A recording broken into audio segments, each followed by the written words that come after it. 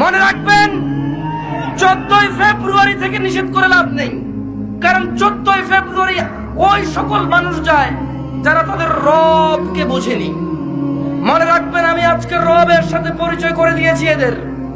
এরা যদি মনে করে 14ই ফেব্রুয়ারি যাবে আর ওদের মৃত্যু হবে ওই অবস্থায়, আর তাদের কোনো ওলি মুর্শিদ আছে যে তাদের কবরে যাবে 14ই ফেব্রুয়ারির ওই নষ্টাপনা, নোংরা এবং অশ্লীলতার ওখানে গিয়ে তাদের কবরে গিয়ে কেউ তাদের রক্ষা করবে, ওলি আর মুর্শিদা আছে, আমি আর আপনি কি করতে পারি? এখানে দেখা যাবে সেদিন, যেদিন বিচার হবে, মানুষ আল্লাহর সামনে আসবে এককভাবে, একা একা।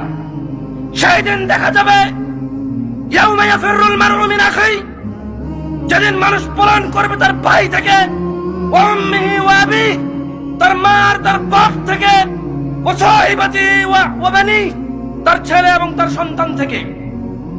সেই দিন দেখা যাবে যে তার 14ই ফেব্রুয়ারি তার আইডলরা, তার সিনেমার নায়করা, তার রাতের আনন্দের গায়করা, তার চোখের সন্তুষ্টির গায়িকারা নায়িকারা তাকে কতটুকু উপকার করে।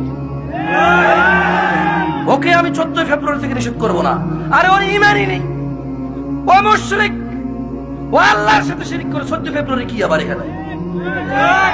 কোন মুসলমান যে আল্লাহকে সম্মান করে সে যেতে পারে না সব জায়গায়। এখনো ক্ষমা চাইবে না।